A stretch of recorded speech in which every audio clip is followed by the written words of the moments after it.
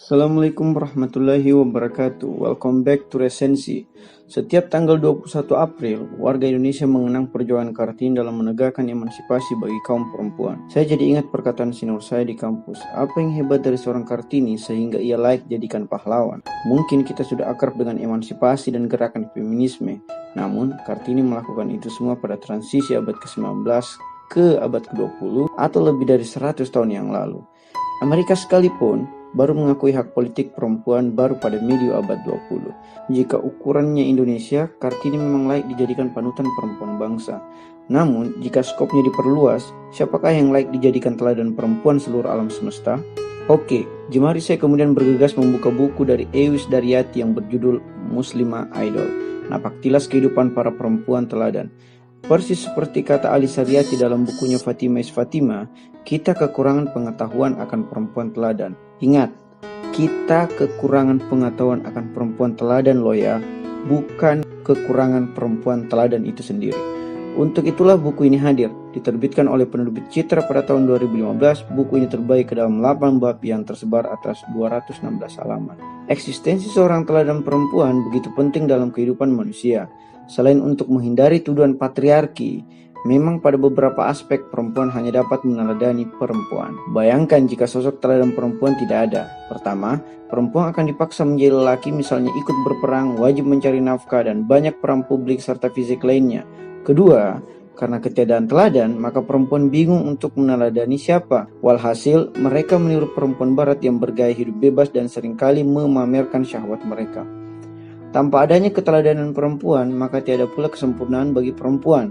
Adanya konsepsi keteladanan perempuan saja belum menjamin diteladaninya sosok teladan perempuan tersebut, apalagi jika sosoknya tidak ada sama sekali. Hal itu belum termasuk dengan potensi kesalahan dalam menentukan teladan yang benar.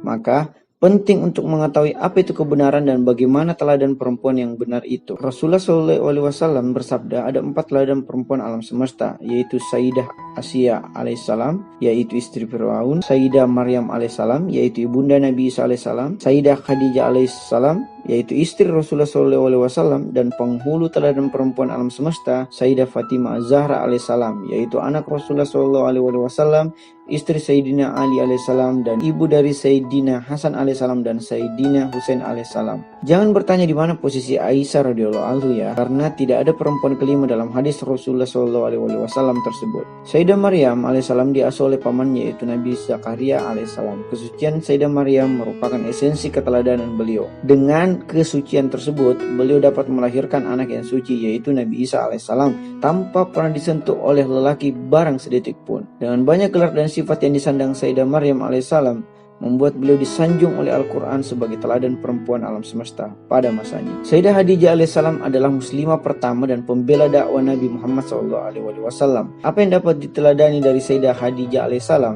adalah kedermawanan dan kemandirian ekonomi beliau. Beliau bukan saja berderma pada dakwah Rasulullah SAW, namun sebelum menikah dengan Rasul, beliau juga menjadikan rumahnya sebagai tumpuan para kaum fakir dan miskin. Hal itu dapat dilakukannya karena beliau mandiri secara ekonomi. Beliau dikenal sebagai pebisnis perempuan tersukses di Jazirah Arab.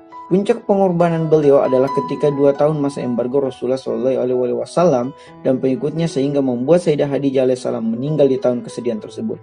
Saking mulianya kedudukan Sayyidah Khadijah di sisi Rasulullah SAW, namanya dan kerabat Khadijah alaihissalam masih sering disebut dan dibantu oleh Rasul, yang membuat tentunya Aisyah radhiyallahu anha cemburu meskipun Sayyidah Khadijah alaihissalam telah lama meninggal. Adapun Fatimah Az-Zahra alaihissalam sebagai penghulu teladan perempuan alam semesta dan sepanjang masa merupakan anak satu-satunya Rasul Shallallahu Alaihi Wasallam yang tumbuh dewasa dan meneruskan garis keturunan Rasul. Teramat banyak gelar bagi beliau, mulai dari Haura Insia atau bidadari berbentuk manusia, hingga yang paling masyhur yaitu Ummu Abiha, yaitu ibu bagi bapaknya. Hal itu dikarenakan sejak kecil Rasul merupakan anak yatim dan piatu, dan apalagi sepeninggal Sayyidah Khadijah, kehadiran Sayyidah Fatimah dapat mengambil peran-peran keibuan bagi ayahnya yang suci, yaitu Rasulullah Shallallahu Alaihi Wasallam. Sayyidah Fatimah merupakan teladan lintas masa dan multidimensi. Beliau adalah pemimpin para perempuan teladan. Beliau bukan saja mendapat mukjizat yang sama dengan perempuan teladan lainnya, seperti mendapat hidangan dari langit,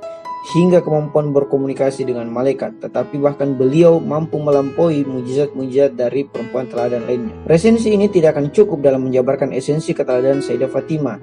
Namun, jika harus menyederhanakannya ke dalam 5 hal, izinkan saya mengutip Ali Saryati dalam Fatimah is Fatimah. Dalam buku tersebut, Ali Saryati mengungkapkan bahwa Fatimah adalah ibu bagi ayahnya, istri terbaik bagi Sayyidina Ali, ibu bagi para keturunan suci, perempuan yang paling tinggi tingkat spiritualitasnya, dan perempuan yang berdharma pada orang lain sekaligus paling tegas dalam menyuarakan keadilan meski pada penguasa yang zalim. Lalu, apakah setelah Sayyidah Fatimah wafat, maka teladan perempuan juga lenyap? Meskipun tidak disebutkan dalam hadis Rasulullah SAW, perempuan penerus keteladanan lainnya adalah Sayyidah Zainab Al-Kubra alaihissalam. Beliau sempat merasakan hangatnya kasih sayang kakeknya, yaitu Rasul.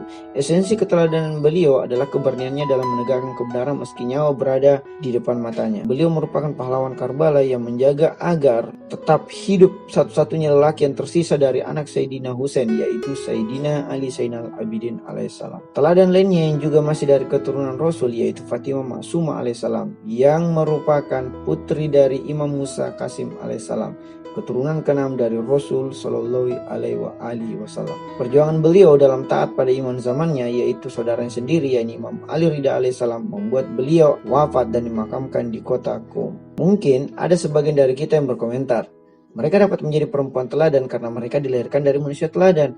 Ternyata terdapat pula perempuan teladan yang bukan dari itrah Rasul Shallallahu Alaihi Wasallam. Ia adalah Fida Hindi.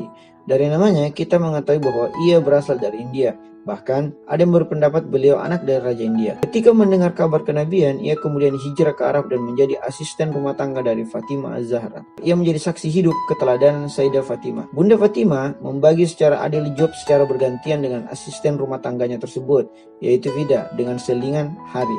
Bunda Fatimah alaihissalam berpesan agar hari di mana saya bekerja, Anda dapat fokus beribadah, dan hari di mana Anda bekerja, saya dapat fokus beribadah. Saking seringnya mendengar lantunan suci Al-Quran dari bibir Sayyidah Fatimah, bahkan ketika Fatimah menggiling gandum, Fida kemudian menghafal Al-Quran dan hanya berbicara menggunakan ayat Al-Quran. Mungkin masih ada juga yang berkomentar bahwa meski Fida bukan keturunan manusia teladan, tetapi ia hidup dalam lingkungan manusia teladan, sehingga wajar kalau ia dapat menjadi perempuan teladan. Bahkan ada pula yang mungkin berkomentar perempuan teladan tersebut hidup di zaman yang jauh dengan kita, sehingga tidak sesulit godaan manusia dan perempuan modern. Lalu bagaimana dengan Banuya Isfahani, seorang mujtahidah, sufi, dan satu-satunya ahli tafsir perempuan di zaman yang sudah modern seperti sekarang ini? Pada tahun 1965, ia mendirikan dengan dananya sendiri sekolah menengah atas khusus perempuan yang bernama Maktab Al-Fatimah alaihissalam.